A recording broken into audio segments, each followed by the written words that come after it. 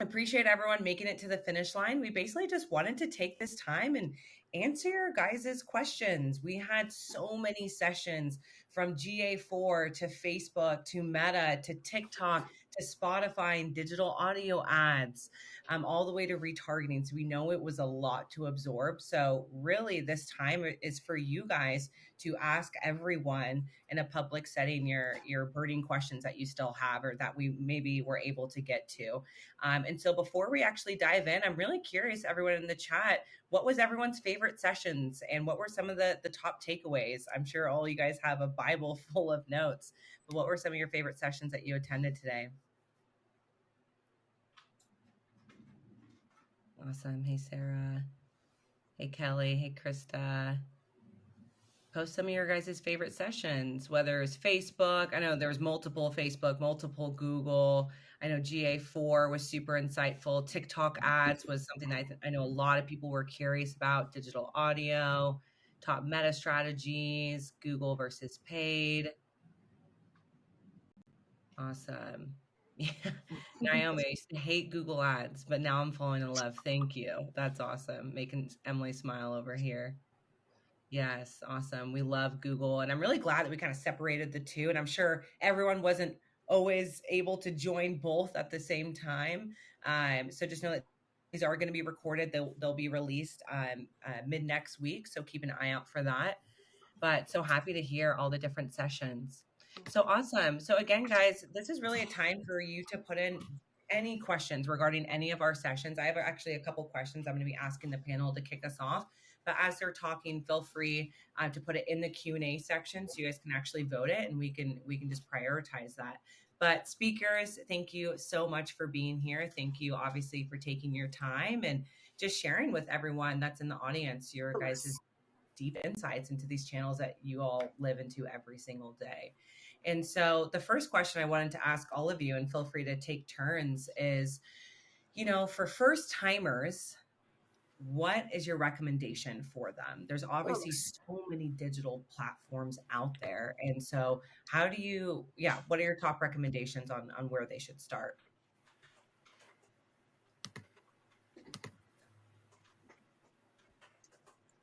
I can go real quick. I think actually, Jeanette, you said something during your session that stuck with me, which is you kind of have to like be fearless and like not be afraid of failure. I think people are most afraid of taking that first step. And with like all these like audits and the accelerator that Community Boost has now, I think like there's resources that you can turn to as a nonprofit and get help. So there are communities you can like reach out to, and there's people that are really do want to help your organization reach its maximum potential, but you kind of just have to take the courage and do the first step. Yeah.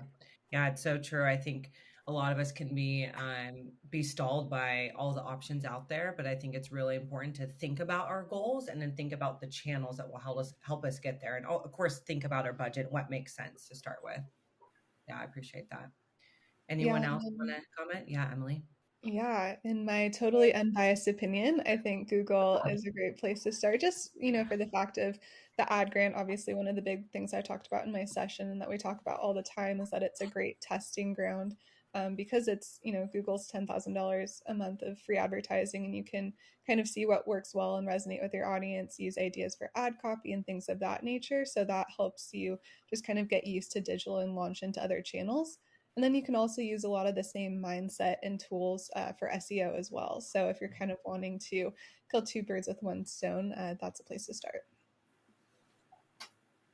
Awesome. Yeah. I mean, additionally, it's not necessarily a marketing strategy, but it's crucial to all forms of marketing is just getting familiar with analytics and like how to look at data. And even if you're running your Google Ads campaigns, looking at the data that's coming from that and asking yourself the question of, okay, well, why is this working or not working? Why are the results the way that they are? And creating a hypothesis and testing that and then checking back in on the data. I mean, that's fundamental again to all marketing. So if you haven't started, in the Google Ad Grant's a pretty safe place to do that because you're playing with Google's money, not your own. Mm-hmm. Yeah, and I know Google is always an interesting ploy because for some nonprofits, it's a great tool. For others, it's not as well, right? So that's good to keep in mind. I know Meta checks off a lot of boxes for a lot of organizations, but it does require additional ad spend. I don't know if any of the Meta team kind of want to talk about, if I were to start with Meta, maybe how much should I put in to see an efficient, not even return, but just efficient amount of money to get traction from it. And since Meta is such a complex world and it's always updating, where could any nonprofit start with there? Yeah, I mean, I think a great place to start is to tap into the audience that you already have.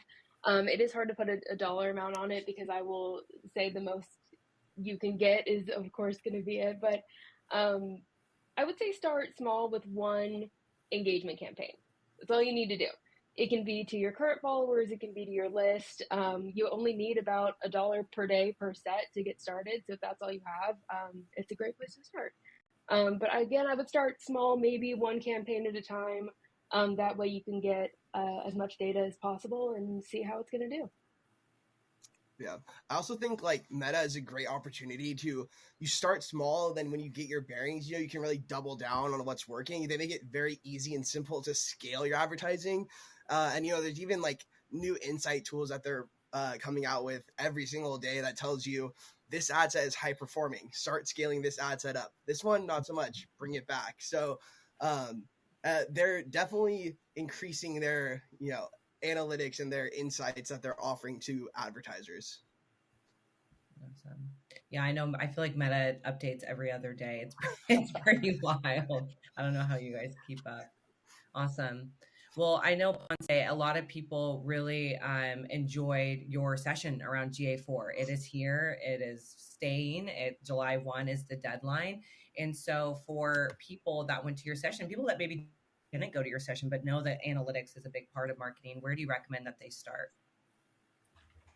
Yeah, I mean, I would start by just getting an analytics account and set up just to begin with. As long as you have it on your page, I always like to say that some tracking is better than no tracking. You could start from page views and just some very basic engagement goals. Whether there's specific pages that you want to direct your users towards, or some specific actions. You can start small, simple button click, like your events button click, or a specific page. I think that's a great place to start. And then Jake, I know you were talking a lot about YouTube and just the power of retargeting and how important it is to segment out these people. And obviously there's so many capabilities within these platforms to do so in the eco kind of world and ecosystem. So where do you think nonprofits should start there? Please start by setting up a remarketing audience, even if it's just one remarketing audience for all the visitors on your website in the last 540 days. That's better than nothing, because for YouTube, you're going to need at least 1,000 users for each audience to be able to serve. So you do want to go ahead and set it up now. They're not retroactive. Just if you have the thought of wanting to remarket at some point in time, please go ahead, set it up now. You'll be glad you did. Yeah, such a good point. Just like Abraham said, and sorry, we call him Ponce here, so I apologize for that, Abraham. But yeah, I think some tracking is better than no tracking, but we have to turn it on, right? Or else it's not there. Some things are automatic, but it doesn't mean that it's always actually turned on. Awesome. My second question is, if any of you guys want to just share some impactful campaigns that you have all worked on and why it was impactful to you. I can start, I guess. I think we had a video on it at some point on the social stage, but we had several partners of ours that started really impactful fundraising campaigns when the war in Ukraine started. We were able to support both the refugees that were arriving and those that were on the ground helping there. And we raised, I can't remember off the top of my head, but we got some amazing results to be able to help out there. And same with the Syria earthquake. We got a couple campaigns up really quickly to be able to support relief there. So those were really awesome. That's incredible. Yeah, I think it's so easy to forget that even though we're on our computers, nonprofits, all of you here are doing the work on the ground. That's so important. Thanks for sharing, Chloe. Anyone else, any campaigns that come to mind, and really just nonprofit missions that you guys want to talk about and the fact that we were able to collaborate with them? I know we had a video floating around about Souls for Souls, but they've always had just like, they warm my heart. Our nonprofits that we work with that support children and like helping them like quite literally put shoes on their feet and set them up for, you know, better lives always just makes me feel amazing. I actually haven't worked on that account in maybe a year, but every time I see their successes, I'm just really excited to know that, you know, they're still doing a great job bringing in like donations to support, you know, getting kids fresh shoes, and then also supporting economic development in other countries. It's just amazing. Yeah, Souls for Souls is an incredible one. Awesome. I don't know if there's any others that come to mind.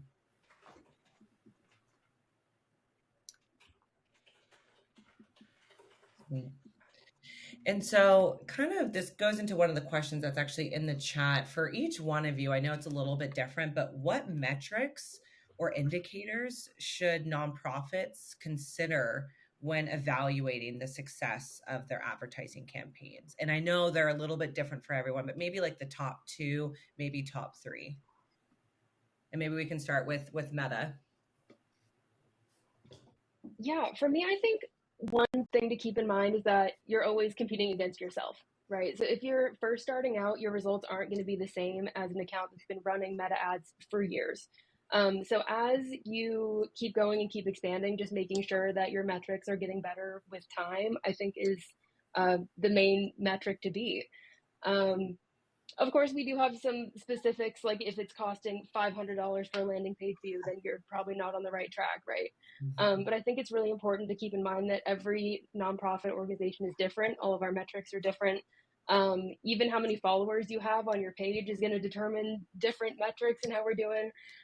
But just keeping in mind that you're always competing with yourself to just get better over time versus comparing to others. I think that's a really good point from Chloe. Something I like to do as well is just kind of think about, so like when I look at post engagements, I also like to look at, you know, how many like comments, saves, shares, reactions there are, just to see like how many, I call it higher quality engagement. You know, when I look at video views, I like to look at how many 3-second video views we have, and then like how many playthroughs do we have. But just keep in mind though that campaign to campaign, the metrics that are important are going to be different. So if you're running an on-platform lead generation campaign and your cost per landing page view is like $200, that's okay, because really, you know, what's the goal there? The goal is to get the lead, not to send people to your website. So setting up the right like campaign objective and then following those metrics is very important. You know, we expect cost per engagement to be higher in a traffic campaign than an engagement campaign. We expect like landing page views to cost more in a traffic campaign than an engagement campaign. So just kind of having that mindset when you're setting things up is very important. Yeah, like think about what is the actual end goal here. Exactly. Yeah, that's such a good point. And I guess to make sure that we answer this directly from Misty, what is a good cost per engagement rate for Meta specifically? And again, Chloe, I know you just said it differs for everyone. So maybe there's like a ballpark range that we can provide. If we're talking that we're running in an engagement campaign, I think, of course, we want to be under $0.01, which is very possible. But if you're under 5 cents, you're probably cool. Okay. Awesome. Yeah. Something else to keep in mind for like engagement campaigns is we like to separate, you know, videos and still images into like different ad sets, because video will automatically get all the ad spend in an engagement campaign. That's just more engaging. It's where people want to engage. So we usually expect video ads to come in much lower, probably like 1 or 2 cents per engagement. But you know, so still images might be slightly more expensive, but if you know you want to, you know, get out some images and some videos, separating them will help you keep your goals and your goals more clear, and then help get ad spend to each of those types of ads.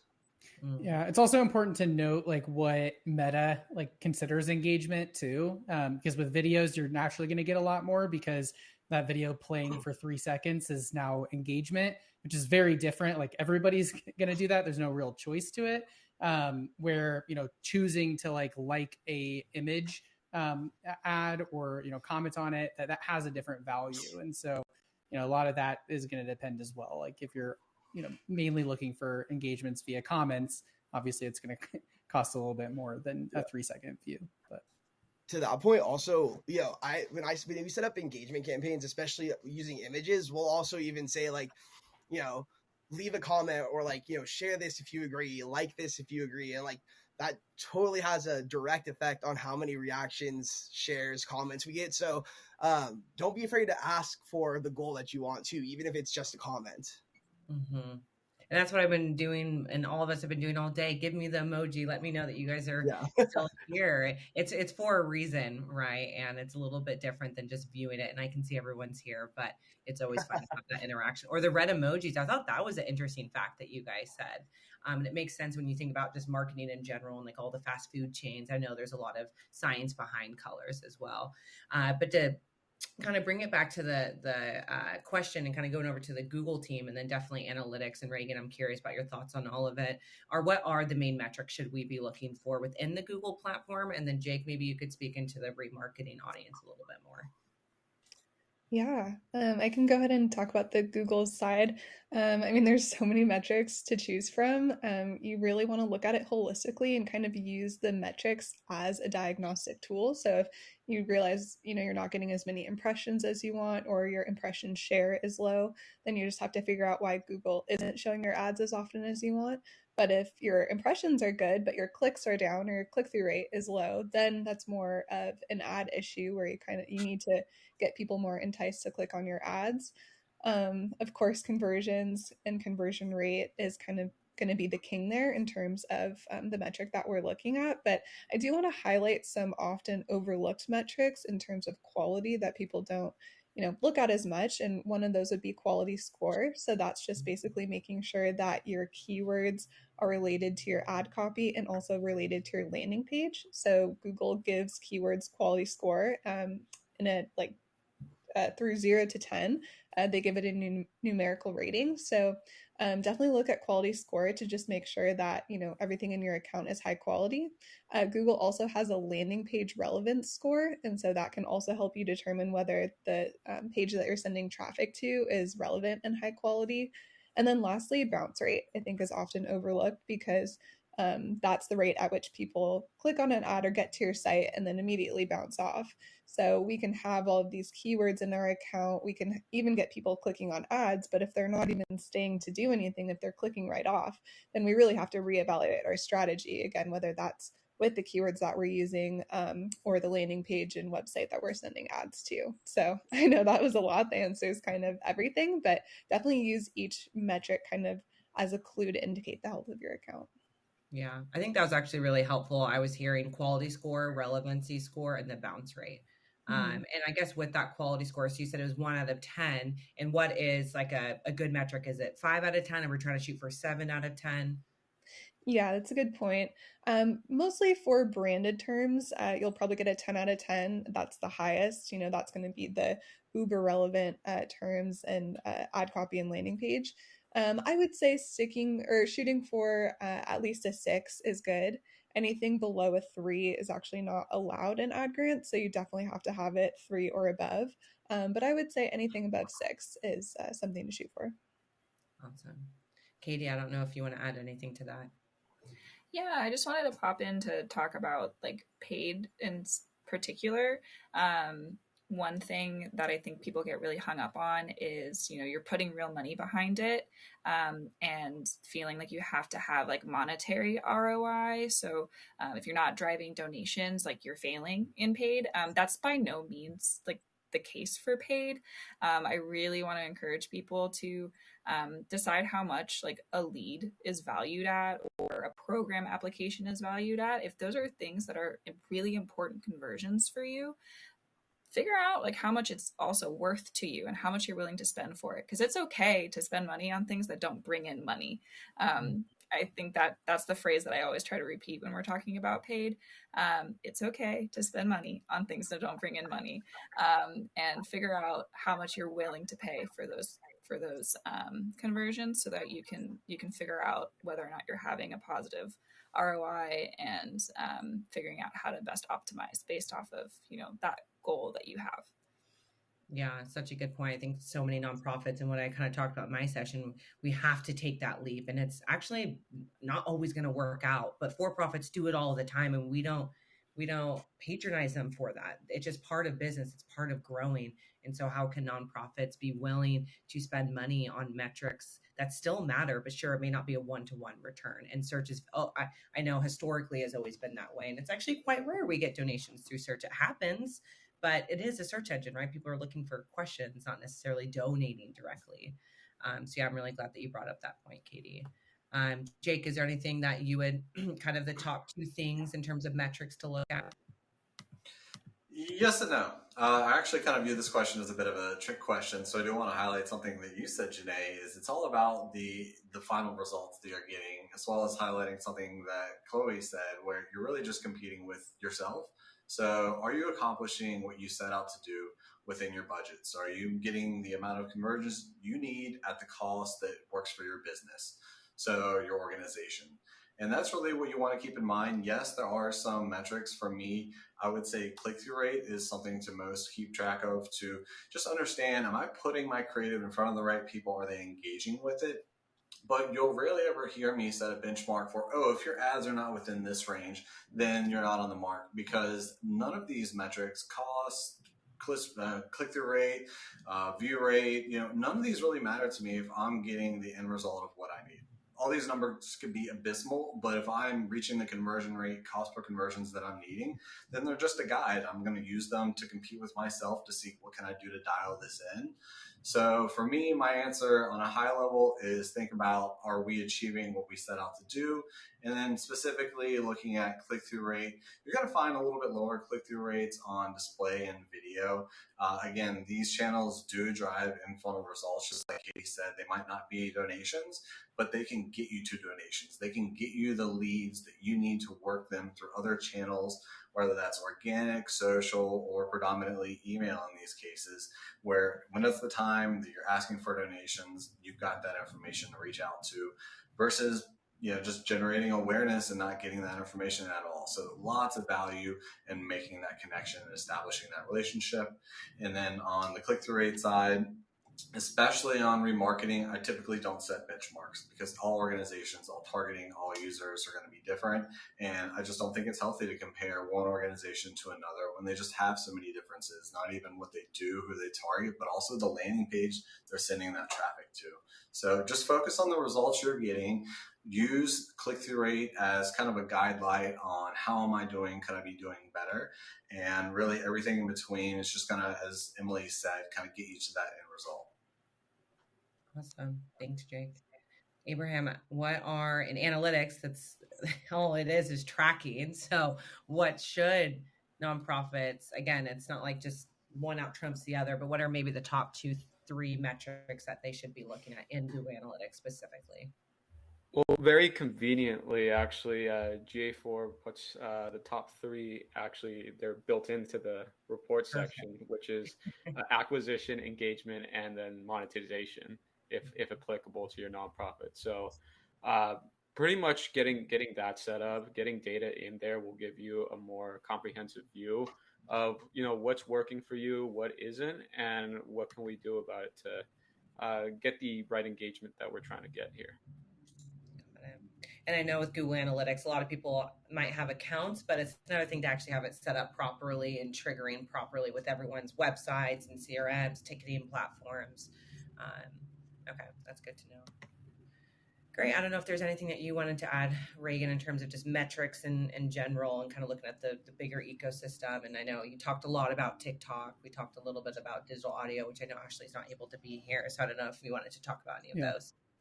Yeah, I mean, I honestly agree a lot with what Jake was saying. I think it's less about what two metrics matter. Like, all of these metrics are in there for a reason. It's not easy to program a lot of this stuff. And so, if it's not going to be helpful for someone, Google or Facebook or TikTok, they're not going to take the time to write code and put that into the platform. I think the bigger trick is just understanding what a lot of these metrics mean and like why and when you would use them. Like, if I'm trying to get a better, let's say I want to cut my cost per acquisition from $1,000 for something down to $250, well, I can do that a bunch of different ways. I can look at, okay, how do I make my ads cheaper? Well, at that point, I might want to look at quality score, or, maybe I need more people there, or the right people there. Okay, that's going to be, data on cost per click and click-through rate. But on the opposite side, like I might want to dive in to Google Analytics, skip the platform completely, and look at the conversion rates on average of the specific page these people are hitting. And is there anything that I can do? Like we've seen for some of our clients through conversion rate optimization, just changing the color and text of a button led to like a 300% increase in visits to a donation page. Like that's a simple change, but should I do that? So I don't know. I think there's not any two metrics that I would say look at. It's also going to depend on your platform. Like if you're even on TikTok, if you're on the paid side, there's certain metrics you'd want to look at, especially around like cost per acquisition and cost per click. But if you're doing the organic side, then I would look a lot more at, what's the average amount of, followers I'm gaining on a weekly basis. On average, how many people are engaging with videos. So if my average is at 300 views per video, and now I get something that's 500 views or 600 views, I can, trigger that as, oh, wow, like this got more interest. Maybe I should do more of this kind of stuff and work on creating that as the new baseline. So I don't know. It's not really a question that you can answer for everybody. It's going to be so dependent on their goals, their platforms, and ultimately like what their biggest problem in marketing is. Yeah, such a good point. And so Catherine from Plant from Purpose had a good question just about remarketing. She actually went specifically for Google Ads, but I think it goes over really analytics, Meta, TikTok, digital audio, even email now. I know there's a lot of updates and how we're able to kind of combat these new privacy laws and restrictions. So if each kind of category could talk about the changes within your platform and what are some workarounds or what are other ways that we can navigate through them, maybe starting with Meta and maybe any updates on those privacy laws and restrictions. Yeah, I mean, I think we saw a lot of changes with iOS 14 and there was a bit of a shakeup there. But what is nice, I think Meta has it figured out now. We do have a few systems in place now. In terms of roadblocks, though, I think a few of them at least have been dropped. I know originally if your domain wasn't verified, if you couldn't aggregate your events, you couldn't even turn your ads on. And now that has been lifted. We do now have the ability to upload, they're called offline lists. So pretty much a list of every conversion that has come through on your landing page directly into Meta. And that way we can kind of get around some of that data that was lost in the iOS 14 drop off. So I do think we initially saw a lot of movement when it comes to Meta's systems and how they approach data. But a lot of it has kind of settled now, which is nice. Yeah, totally agree with all that Chloe's saying, and kind of piggybacking off of that. I think Meta has incredibly powerful retargeting capabilities that you should use to your advantage. So like a strategy I like to use when like thinking about how to structure campaigns is like, kind of year round or like on an evergreen basis. I might focus more on platform, building funnels on platform. So like engagement, video views, followers, because those aren't lost to like iOS 14 plus. It's not, and if there's any radical changes in the pipeline that we don't know about for, getting data back from the pixel, we're not going to lose that data if it's on platform, right? And then I use traffic campaigns more so for like a pre-wire to like Giving Tuesday or year-end fundraising or something like that. But I've been trying to focus more on platform retargeting just because, we know those people are going to be in our funnel the whole time. Mm-hmm. And so really the headache comes when they go to their website, which isn't a bad thing, right? It's great that they go to the website, but as people are protecting their data more, which is just the world that we live in, and it's fine, right? I'm sure all of us maybe do it on certain apps. I feel like more important to get their information through email, through conversion design to make sure that they're actually in our funnel. 100%. Yeah. And then also like, I talked about this too, but like I consistently see remarketing to your lists, being one of the top ROI, built like top ROI bringers, and consistently brings in the best return on ad spend. So I think building a strong list and like having that be part of your year-round marketing strategy and is pretty important as well. Yeah. And And it makes to your sense. point too. Oh, good. Well, I was just going to say around Andrew, around retargeting, it makes sense. Like, I don't think any of us, nonprofit, for-profit, I don't think we buy anything the first time we see it, right? Mm-hmm. That's why we talk about the rule of 7, and for-profits have been doing it forever, where they're on email, they're on YouTube already, they're on display, they're on digital audio. That's why I hear Athletic Greens all the time. And I've definitely looked into it. Have I purchased it yet? Probably not yet, but probably, right? I've definitely looked into it. But the rule of 7 is so true, and retargeting, not just on Meta, but on Google, on all these other platforms, are so important. Yeah. I would say it also depends a lot on what type of retargeting you're doing, like what Andrew was talking about of retargeting people who've interacted with your ads. That's pretty much always going to be fine because it's all in platform activity. Naturally there's been, more rules and stuff about, sharing data. And so, sometimes website remarketing and maybe, there's more limitations that are going to happen there. Honestly, most of the limitations are going to come less from like a legal standpoint and more from just like those cookies not really lasting any longer. And then, if you're doing like list uploads, again, you have to just make sure that you've gotten those lists yourself and not, bought them from someone else necessarily. But I will say like, most of these platforms are also responsible for making sure you do this correctly. And so there's safeguards in that. They're for the most part, unless you're like really purposely trying to go around what's like legal and, cheese your way through it, you're probably going to be fine. Like worst case scenario, if you're doing something wrong, Facebook will just, disable your ads for that campaign until you fix it. So. Yeah, that's good to know. Chloe, I know you had a last thought before we go over to the Google team. Yeah, it was a little bit to your earlier point. A lot of what we were seeing on Meta is that some conversions were still happening. That data just wasn't making its way to Facebook and attributing correctly. So even if you see lower results in Ads Manager, that doesn't necessarily mean that the conversions aren't happening. So if you do have access to that backend data, you can see how it's doing, and the use of UTMs has been super helpful too.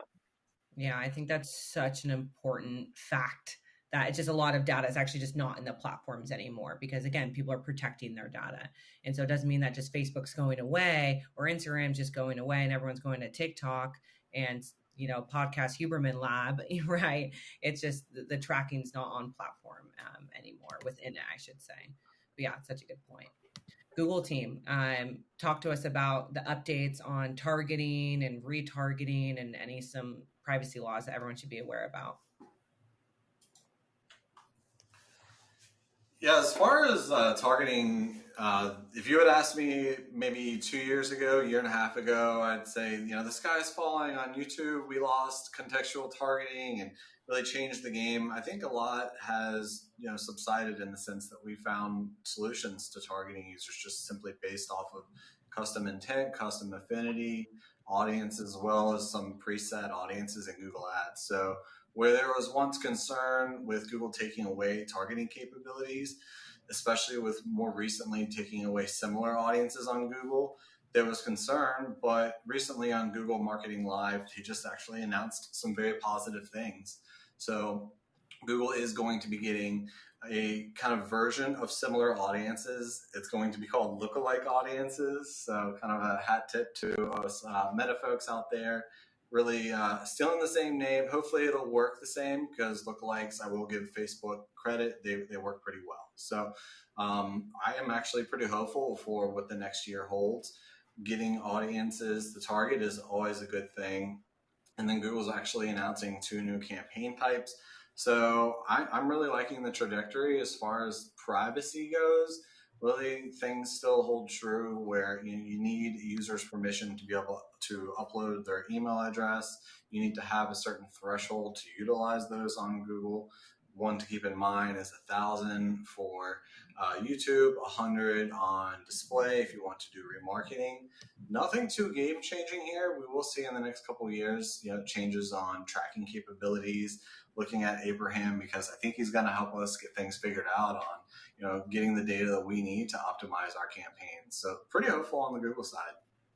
That's sweet. I didn't actually know about some of those updates. That's really exciting. And I know the Google and Meta teams are always looking to innovate. So it's great to know. Emily and Katie, I don't know if there's anything either of you wanted to add.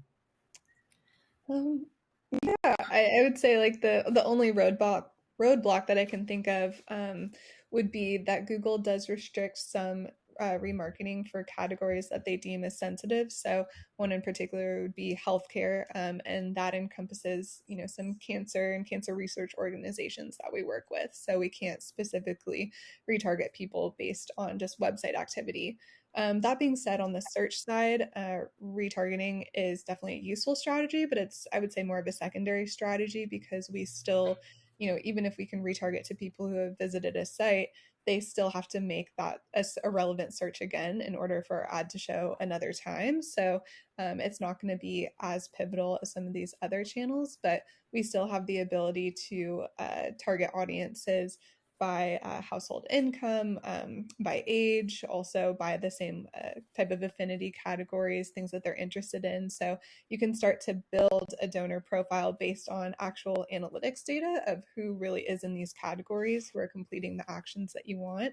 Or you can do a little bit more of a traditional type of donor profile where, you know, if you're trying to target people who might have more income to donate, you know, you can start to look at categories like luxury cars and international vacations and things like that. So, Katie, I think you had something to add as well.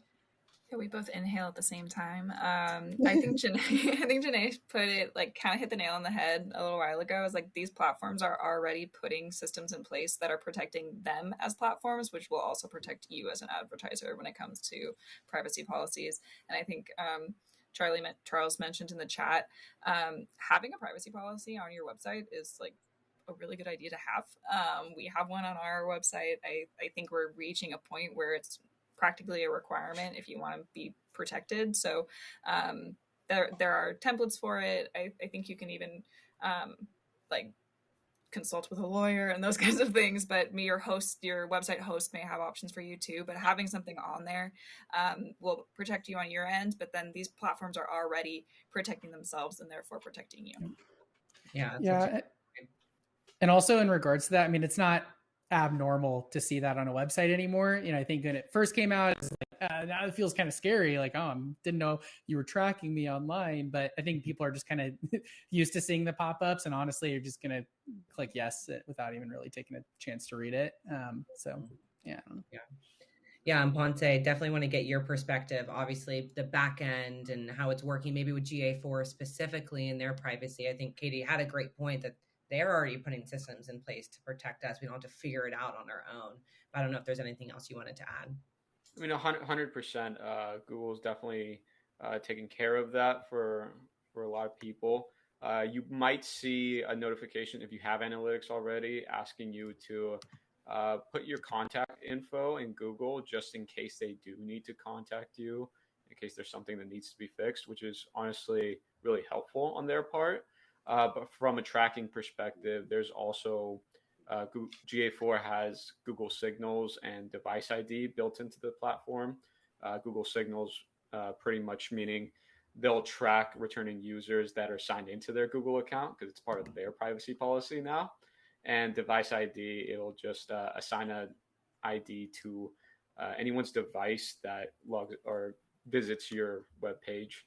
So that way, anytime that device visits your webpage again, you can track that as the same user. So those are some pretty nifty features that are being worked on right now. Yeah, that makes sense because a lot of us I know use Google Chrome, and even when we're using Google, normally we're actually logged into our Gmails if you use Gmail at your team. So that actually makes total sense. Awesome. Well, that's all the time that we have. And really the last question, I don't want to ignore it, Laura. I think there's a lot of organizations here that have their toes dipped in, right? They're kind of trying this, they're kind of trying that. They kind of have Google Ads, they've kind of done Facebook, they're interested in TikTok, but it's a little bit overwhelming. And some of them work with us, and hopefully you guys were able to meet some of those nonprofits. But some of them are just one-person teams. And so I definitely want to acknowledge all you people here that are, I don't know if you guys are still with us, but honestly, you guys are superheroes, and I can't imagine doing it all. So there's a couple options, right? There's really three main options. Like one, you can look at our training. If you really want to do it yourself, we have our accelerator. Shout out to you, Sharon. We have our accelerator. It's for training, but you still have to implement, right? Like you still have to take the time. And so for sometimes smaller teams, you might want to look at outsourcing to an agency like Community Boost or Upwork or contractors just to help you out with certain projects that require specialties. Or 3, we have online groups, right? We have our like LinkedIn group. Maybe Al or Ryan or Maria can post it. There's a lot of free resources. Our email is great for free resources. So it's just really determining what makes sense for your time and what does your team need. And so I appreciate everyone coming today. I appreciate all the speakers. That was so much fun. And I know there's some speakers that aren't here. But yeah, I know it's been a long day. There's 125 people still online. I definitely going to post some stuff that I meant to post earlier as well. Just thinking about what are recipes just for effective ads, and then what is that 7-step process to keep it simple and to actually get your board to invest digital, which we know is some of the biggest hurdles that you guys have. It seems like a lot of you understand the value of it, but how do we actually get the board involved?